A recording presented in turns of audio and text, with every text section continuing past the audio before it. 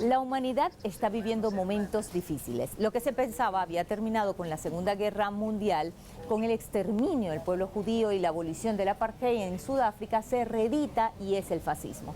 Pero hay una esperanza. Venezuela se ha convertido en el epicentro de la lucha antifascista. En el país se han llevado a cabo varios congresos que reunieron a movimientos sociales, políticos, parlamentarios, jóvenes, estudiantes, intelectuales, internacionalistas, que se han sumado para conformar una gran red en defensa de la vida, de los sueños, de la esperanza. Se trata de la Liga Internacional Antifascista. Pero, ¿qué es el fascismo? A lo mejor usted lo ve lejano, pero no es así. En palabras de Jorge Rodríguez, presidente de la Asamblea Nacional de Venezuela, el fascismo es una enfermedad social, es una verdadera amenaza para la humanidad. Es la estrategia, la herramienta a la que recurren aquellos que se consideran dueños del mundo, dueños de una sola manera de vivir la vida, de ver la vida, para tratar de eliminar cualquier forma de rebelión, de rebeldía que es inherente a la condición humana. Son más los que aman y la humanidad merece la esperanza de esos que aman más. ¿Y cuál es la materia prima del fascismo? El odio, el racismo, la barbarie. Venezuela, Liga Internacional Antifascista. Pongamos el punto en ahí.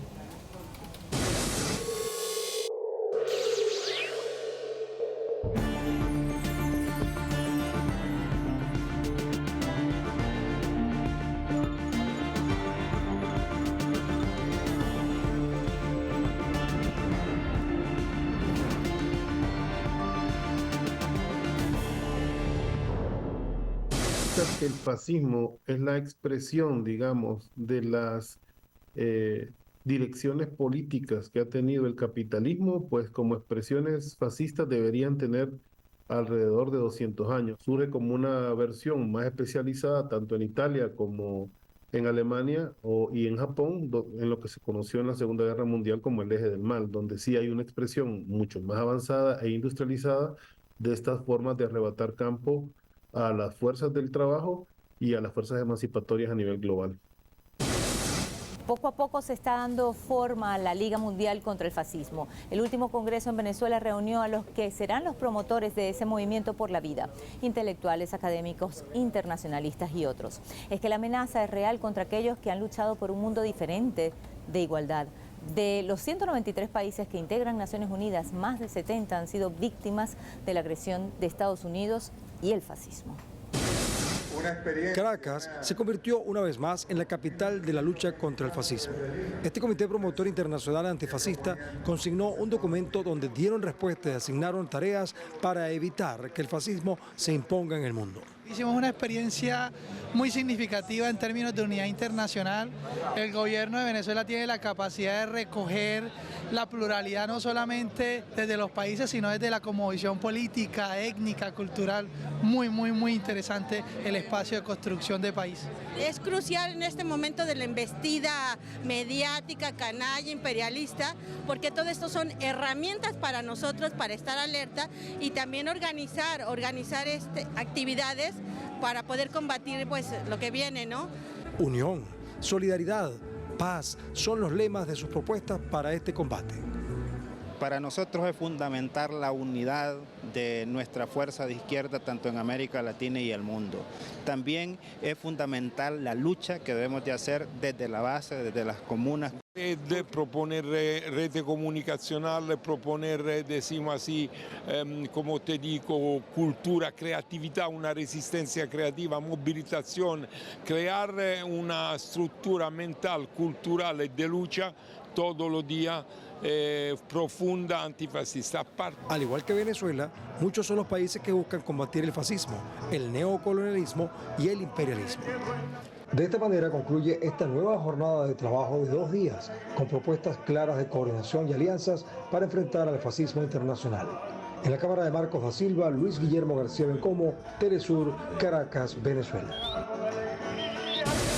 Está en riesgo en el mundo, yo diría que es el futuro primero que nada, la libertad, la autodeterminación de los pueblos, la posibilidad de diferir de las líneas hegemónicas, de moverse de acuerdo con otros criterios políticos y entonces hay en este momento una clara confrontación en el mundo por definir los criterios políticos de aquí en adelante.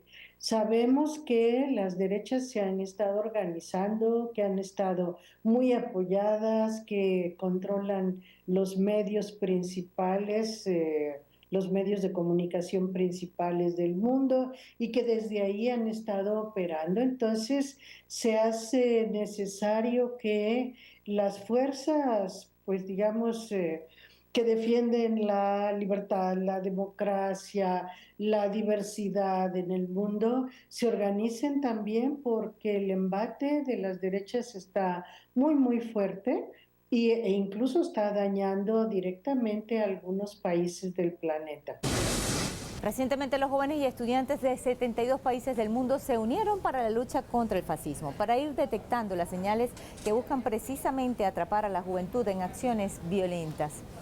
En Venezuela alzaron sus voces, se comprometieron por la vida. Una representación de jóvenes palestinos, estudiantes de medicina en Cuba, que solo esperan graduarse para retornar a su país y ayudar a los suyos, estaban allí presentes y qué más que ellos, que son el testimonio vivo de la lucha contra el sionismo, el terrorismo y el genocidio. Venezuela es el epicentro de la lucha antifascista. Esta vez convocó a la juventud para unirlos en una causa, luchar contra la violencia y el odio en sus países con ideas y conciencia. Banderas arriba, por la vida, por la existencia.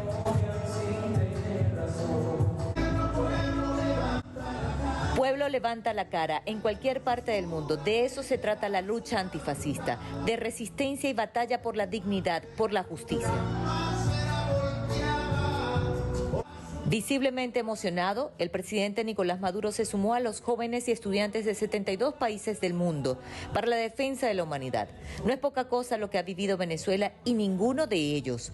A todos les ha tocado enfrentar y crecer con la guerra de Estados Unidos y sus aliados de diferentes maneras en sus naciones y han tenido que luchar por existir. Los jóvenes están listos para la tarea, defender la paz. Que en el mundo entero existe una juventud que está organizada y que sabe que tiene un enemigo real, que es el enemigo de la vida misma, que es el enemigo de la humanidad y que se llama fascismo. Como símbolo de resistencia, un delegado de Palestina, víctima del genocidio de Israel, leyó las conclusiones. Nos comprometemos a luchar contra todas las formas de opresión, discriminación, reconociendo que el capitalismo, el colonialismo, el racismo, el fascismo, el patriarcado, el sionismo y el genocidio surgen de una misma fuente de odio, la cual tiene la falsa creencia de superioridad de un grupo social ante otro. Una de las propuestas aprobadas fue realizar el 8, 9 y 10 de enero un festival antifascista, nuevamente en Caracas, para acompañar la juramentación del presidente Nicolás Maduro, que asumirá la presidencia en nombre de todas estas luchas. Con el futuro, con la paz, porque ese día 10 de enero se juramentará el presidente antifascista, cristiano, antiimperialista y socialista, Nicolás Maduro Moro, presidente pueblo, presidente patria, junto a ustedes. Ahí nos veremos en las calles y avenidas de todas las ciudades y pueblos de Venezuela. La pelea es peleando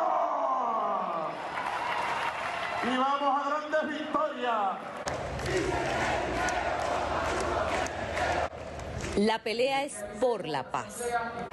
El último ataque de Estados Unidos contra Venezuela fue la aprobación del proyecto de ley que le colocaron el nombre de Bolívar para agredir la identidad de los venezolanos. El presidente Maduro la bautizó Ley Basura. Lo peor es que fue aplaudida y promovida por la ultraderecha venezolana, pero esto tendrá su fin. Aquel que pida guerra económica contra Venezuela, sanciones o invasión de Venezuela, el Estado venezolano, los poderes públicos, en nombre de la Constitución y la ley, deben actuar de manera inmediata para preservar la paz, la integridad del país. el derecho al futuro. No es poca cosa este Congreso en nombre de la humanidad, de los sueños del futuro. Los felicito porque hoy nace en Venezuela el gran movimiento juvenil, estudiantil, antifascista y por el nuevo mundo. Felicitaciones, muchachos. ¡Que viva la patria humana! ¡Que viva la paz! Los jóvenes son una de las claves para definir los equilibrios ideológicos y políticos del mundo. Entonces, claro que todo mundo quiere trabajar con la juventud. ¿Qué es lo que pasa? Que la juventud muy frecuentemente, yo diría en términos generales, es orientada por los medios de comunicación. La discusión de narrativas, de informaciones, de calificaciones sobre lo que está ocurriendo en el mundo son muy importantes y yo lo que observo en términos de los peligros, digamos, para la juventud también, es que estas iniciativas fascistas trabajan no solamente a nivel mediático y a niveles más evidentes, sino también podríamos decir, en luchas soterradas que avanzan poco a poco sin ser muy evidentes dentro de los colectivos sociales como para corroer el tejido comunitario. Y entonces ahí en esos terrenos es donde hacen más daño y en esos terrenos es donde creo yo que los jóvenes deberían estar alerta. Sí, en su comunidad, en la comunidad tradicional en la que siempre están y se mueven, de repente hay la irrupción de grupos o personas con pues propuestas de relación muy distintas a las que se manejan por la comunidad. Tendrían que estar atentos, sobre todo en caso de países como Venezuela, como supongo que Rusia también, Líbano, estos países que están tan amenazados, tan estigmatizados, pues evidentemente ahí se hace un trabajo de corrosión que es muy, muy importante detectar.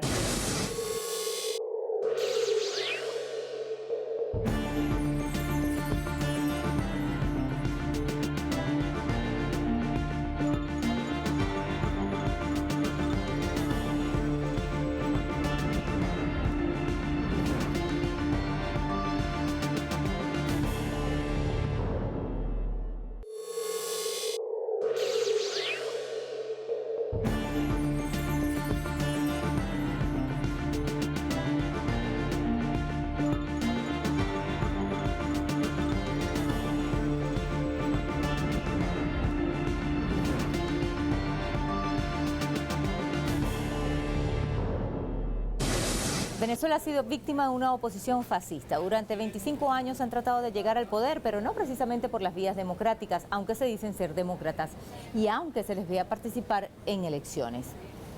Han intentado, la verdad, desde golpes de Estado, magnicidios frustrados, invasiones y actualmente hay una operación en marcha que se activó con mucho más fuerza con apoyo de la CIA, la Agencia de Inteligencia de Estados Unidos, luego de las elecciones presidenciales del 28 de julio. El canto de supuesto fraude y el desconocimiento al triunfo del presidente Nicolás Maduro fue la luz verde para las acciones terroristas que se han expresado en atentados a los sistemas estratégicos de distribución de electricidad y gas que surten a todo el país. Poselecciones presidenciales, en tan solo 48 horas asesinaron a 28 venezolanos y venezolanas. 2 eran lideresas del chavismo. Su verdugo se escondió detrás de este sembradío de plátano de su vecino opositor, que ordenó su sicariato cuando se desató el odio tras el grito de supuesto fraude de María Corina Machado. Ella viene por aquí, viene con sus compañeros, él le dispara de aquí y aquí cayó ella.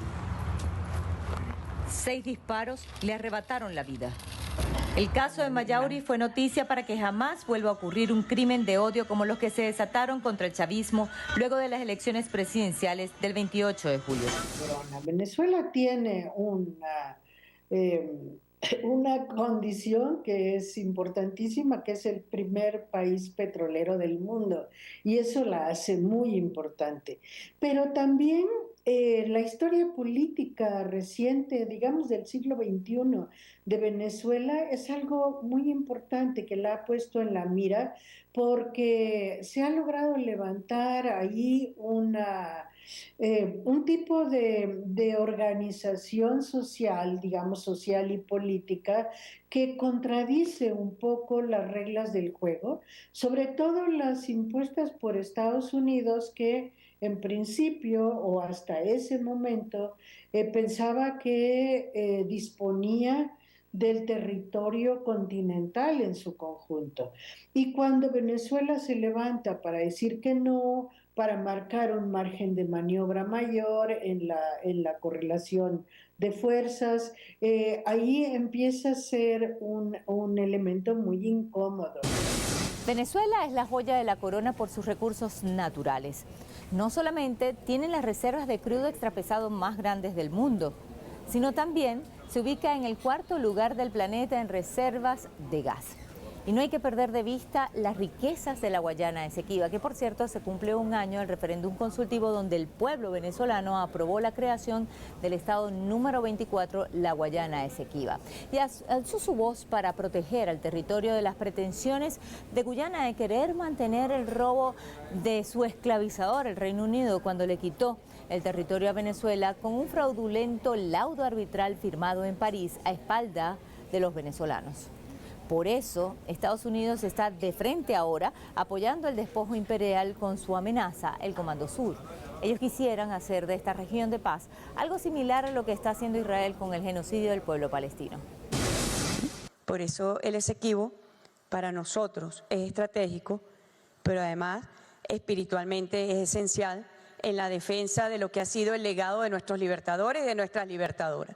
El Esequibo es de Venezuela, tiene un sentido histórico y tiene también un sentido geoestratégico y tiene un sentido energético, la defensa de nuestro Esequibo.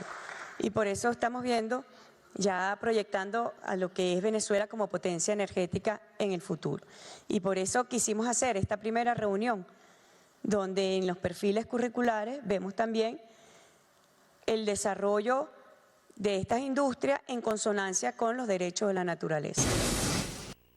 Es estratégica en la lucha contra el fascismo porque ha logrado mantener márgenes de libertad política que en otros lugares no hay, ¿no?